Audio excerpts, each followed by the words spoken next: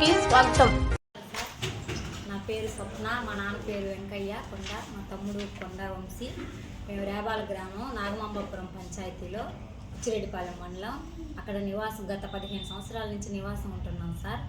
అక్కడ మా నాన్నగారు 15 సంవత్సరాల కిందట సూరిపోగు పెంచిలయ్య మస్తానమ్మ దగ్గరలో 13 అంకణాల 3 అంకణాలు కట్టుబడి 15 అంకణాల స్థలం వల్ల ఇల్లు అగ్రిమెంట్ కాగితం చేసుకొని కొన్నాం సార్. కొన్న తర్వాత అది ఖాళీగానే ఉన్నది. అప్పుడు మా తమ్ముడు వాళ్ళు చిన్నపిల్లోళ్ళు, దానివల్ల ఖాళీగా ఉన్నది. ఆ పక్కన ఇంటి పక్కన అబ్బాయి దాచూరు నవేన్ అనే అబ్బాయి ఆ ఇంటిని ఆక్రమించి నాది ఇది అన్నట్లు మాట్లాడుతున్నారు సార్. మేము బుచ్చిరెడ్డిపాలెం సిఐ సార్ కంప్లైంట్ ఇచ్చాము, కానీ అక్కడ మాకు న్యాయం చేయలే. వేమిరెడ్డి ప్రశాంతి దగ్గరికి వెళ్ళాము, మేడం దగ్గరికి వెళ్ళాము, అక్కడ మాకు న్యాయం చేయలేదు సార్. కలెక్టర్ ఆఫీస్ చుట్టూ దాదాపు ఒక 10-15 సార్లు తిరిగాం సార్. ఎక్కడా మాకు న్యాయం జరగలేదు. న్యాయం జరగకపోక మమ్మల్నే ఇదిగా చేసి మమ్మల్ని మేము నిరుపేదలమని మా మీద రౌడీజాలు చేసి మమ్మల్ని కించపరిచి మాట్లాడి దౌర్జన్యంగా మా స్థలాన్ని ఆక్రమించారు సార్. అబ్బాయి దాచూరు నవీన్ అనే అబ్బాయి అసైన్మెంట్ 342, వాడి ఇల్లు అయితే మా ఇల్లు వచ్చి అసైన్మెంట్ 341. వాడు 42 ఇంటి మీద అగ్రిమెంట్ రిజిస్ట్రేషన్ చేసి దొంగ రిజిస్ట్రేషన్ చేసి ఇది నాది అంటున్నాడు సార్. ఈ హద్దులు వేరు, మా ఇంటి హద్దులు వేరు, వాడి అసైన్మెంట్ నెంబర్ వేరు. కనీసం దీనికి సర్వే నెంబర్ కూడా లేకుండా రిజిస్ట్రేషన్ చేసి మాది అని ఈ కాగితాలు చూపించుకుంటా ఎర్రవేగుతున్నారు సార్. ఊరు మొత్తం మీది కాదు అన్నట్టు. మేము ఎక్కడికి వెళ్ళినా మీకు న్యాయం చేస్తామంటున్నారే, కానీ ఒక్కరు కూడా మాకు న్యాయం జరగట్లేదు సార్. మేము ఎన్ని దగ్గరికి తిరిగినా కానీ మాకు న్యాయం చేయలేదు ఎవరు కూడా.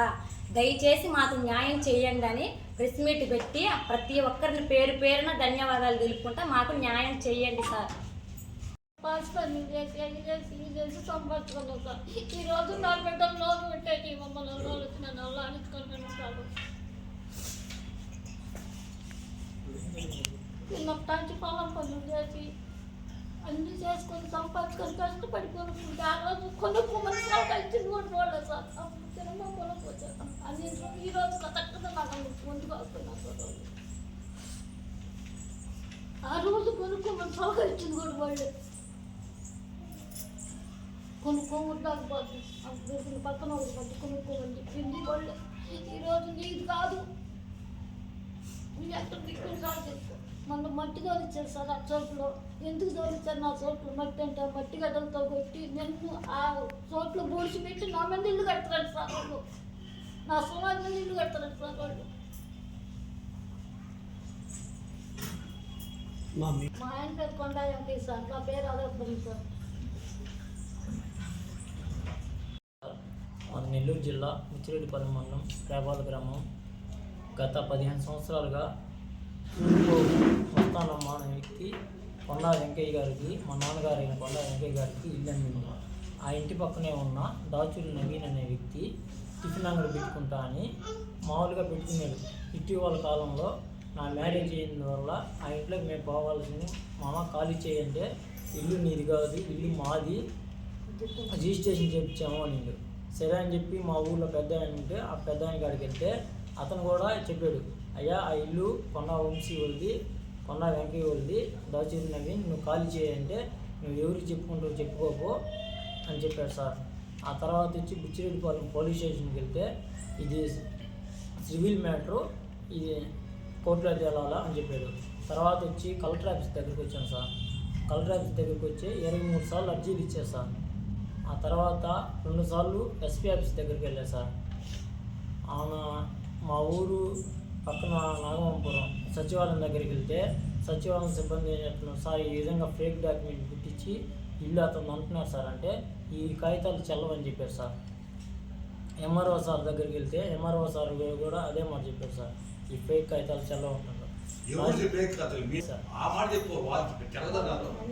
నవీన్ అనే వ్యక్తి ఫేక్ కాగితాలు చెల్లవని చెప్పారు సార్ నాకు.